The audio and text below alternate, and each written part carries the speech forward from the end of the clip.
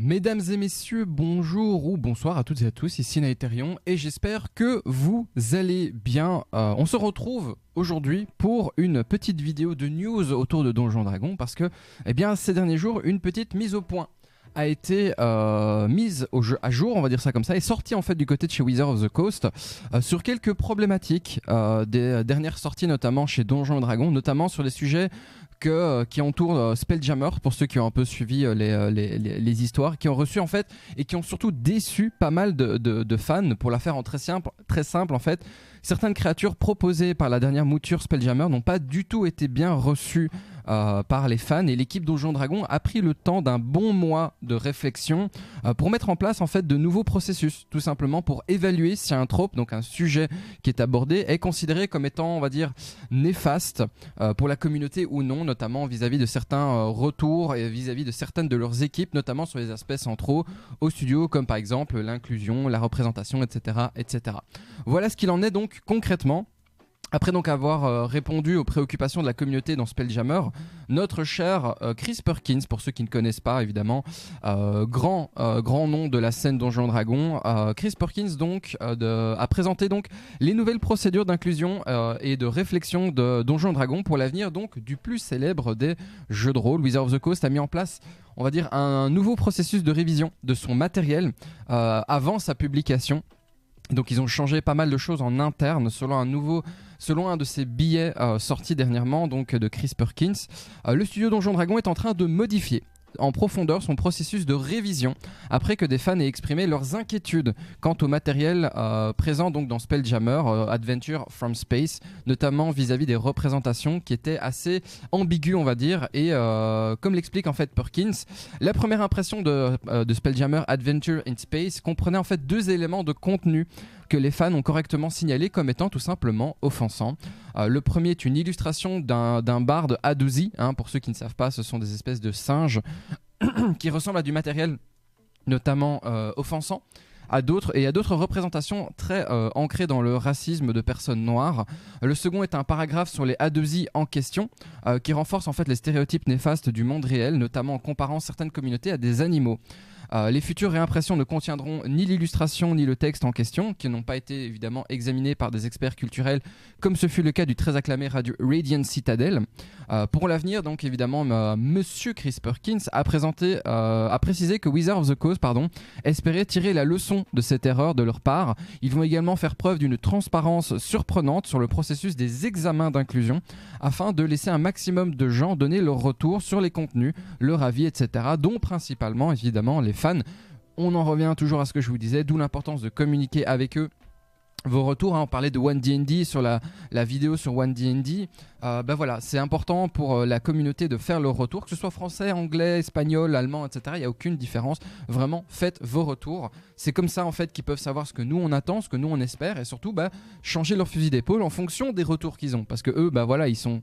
Je sais pas moi, ils sont 200, 300 derrière, ça ne représentera jamais plus de 1 ou 2% de maximum de toute la communauté internationale autour de Donjons Dragons. Mais voilà, ce nouveau processus d'inclusion de Donjons Dragons, concrètement, à quoi cela consiste-t-il ? En quoi cela consiste-t-il concrètement ? Eh bien, qu'est-ce qu'une revue d'inclusion ? On va peut-être commencer par ça. Donc d'après ce que Chris Perkins a dit, il semble qu'il fasse référence au travail en fait effectué par des consultants culturels extérieurs, notamment pour ne pas ethnocentrer. C'est ça vraiment le mot très important là derrière. C'est ne pas ethnocentrer les sujets culturels autour d'une vision, on va dire, très occidentale et américaine des cultures autres. Et ils disent extérieurs, mais moi je préfère utiliser le terme de culture autre, qui ne soit pas occidentale ou qui ne soit pas uniquement vue à travers le regard américain. Vous connaissez cette tendance qu'ont les États-Unis à voir les choses à travers leur propre prisme. Ce n'est pas la première fois que nous entendons parler d'une collaboration entre Wizards of the Coast et des consultants culturels, bien évidemment. Ça fait maintenant quelques années qu'ils le font. Pour rappel, pour celles et ceux qui n'y connaissent rien, un consultant culturel / consultant en sensibilité, etc., c'est quelqu'un que l'on recrute, auquel on fait appel lors de la création d'un projet qui comporte notamment des représentations culturelles plus diverses afin de s'assurer de ne pas faire ou transmettre des visions erronées de cette culture comme ce fut le cas par le passé. On se souvient, la vision des orques, à la base, les représentations que ça avait et tout et tout. Il est spécialisé donc cet expert-là dans le travail consistant à s'assurer que les ethnies, les cultures, les religions ou autres identités sont bien représentées dans les contenus Donjons et Dragons. Comme le souligne évidemment l'écrivain et concepteur consultant James Mendez-Howes, je vous laisse aller vous renseigner qui c'est pas non plus une petite pointure. Un consultant culturel est un lecteur ou un lecteur de sensibilité vous rejoint pendant, idéalement même au début de votre processus créatif pour s'assurer que votre projet non seulement n'offense pas mais soutient et valide les personnes dont vous parlez afin que tout le travail soit valorisé, ne soit pas limité par des visions notamment très restreintes sur le sujet en question. Et auparavant, le travail était signalé par un examen d'inclusion à la discrétion du chef de produit qui décide en fait si oui ou non il garde ou pas ses remarques. Leur travail consiste à identifier évidemment les éléments d'un produit qui peuvent nécessiter cette fameuse expertise. Et désormais, un nouveau processus est mis en place, comme le dit donc Christopher Perkins. Le nouveau processus de studio exige que chaque mot, illustration et carte soit revu par plusieurs consultants culturels externes avant la publication. On se souvient notamment vis-à-vis de certaines cartes de certaines grandes villes qui s'appelaient littéralement la rue des Word, la rue des femmes de petite vertu, qui a été changée. Ça avait fait pas mal de tollé en disant oui mais on peut plus rien dire, etc. Sauf que on est en 2022, à l'heure où je fais cette vidéo, nous sommes en 2022, et que les opinions sur les TDS, les travailleuses du sexe, ne peut pas se permettre de subir encore ce genre de brimades, de stéréotypes et autres sujets qui concernent tout simplement leur travail.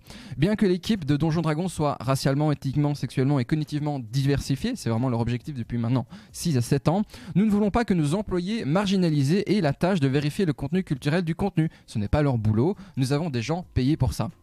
C'est pourquoi nous faisons appel à l'expertise de consultants culturels externes. À la place donc de ces derniers, Wizards of the Coast a mis en place actuellement un processus en plusieurs étapes. La révision d'inclusion ont lieu pendant la création du texte, la création artistique et à nouveau lors de la phase de révision du produit avec le chef de projet.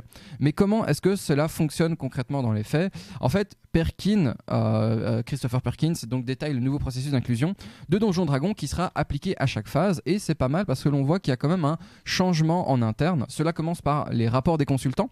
Donc après avoir terminé leurs examens, les consultants culturels soumettent des rapports écrits qui sont partagés avec l'équipe de direction du studio avant de lancer vraiment le fond du travail.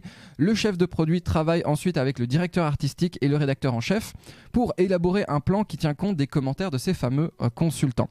Et puis une fois donc cela accompli, les changements donc proposés sont compilés dans un document pour être examinés par les consultants et le producteur exécutif de Donjons et Dragons. Donc on passe une étape au-dessus et donc le produit est présenté aux instances supérieures. Cela s'appliquera à la fois donc aux nouveaux textes et aux réimpressions également. Et ça c'est là que c'est intéressant, cela tombe à point nommé car en effet Spelljammer Adventure in Space est sur le point d'être réimprimé. Le premier livre a intégré donc le nouveau processus d'inclusivité de Donjons et Dragons et sur les starting blocks et surtout les corrections demandées par les fans. En conclusion, que faut-il retenir en fait donc de cette vidéo ? Donjons Dragons a appris de son erreur et va changer les choses concrètement en interne. Cela va faire maintenant près de 6 ans que Donjons Dragons travaille fortement pour que quiconque puisse trouver sa place dans le jeu et personnellement, de mon avis à moi, je trouve ça bien de la part donc du leader mondial sur qui repose absolument tout le jeu de rôle international, tout simplement à accepter ses erreurs et surtout le plus important dans tout ça, à tenter et à proposer des solutions pour les régler concrètement.